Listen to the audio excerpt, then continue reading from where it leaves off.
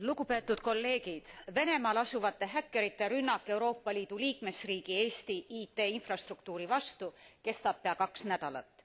Küberrünnak tähendab, et ligipääs Eesti meedia veebilehtedele puudus või oli rängalt häiritud.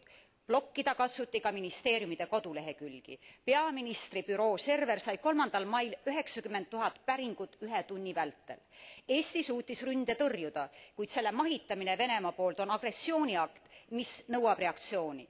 Vene eritoimistused on infosulgu masside manipuleerimiseks kasutanud külma sõja aegadest alates. Olukord, kus riigiga ei ole võimalik arvuti abil suhelda, on 21. sajandil tõsisem kui sama riigi saatkonna akende purustamine Moskvas.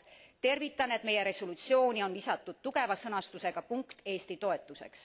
Samara tippkohtumisel tuleb tingimata küberruumi julgeolekust venelastega rääkida. Meie strateegia peab olema strateegilise partneri Venemaaga kübersõda ära hoida. Euroopa Liit peab käsitlema küberrünnakut ühe liikmesriigi vastu kui kallaletungi kogu Euroopa Liidule. Seda tuleb venelastele selge sõnaga ütelda. Aitäh!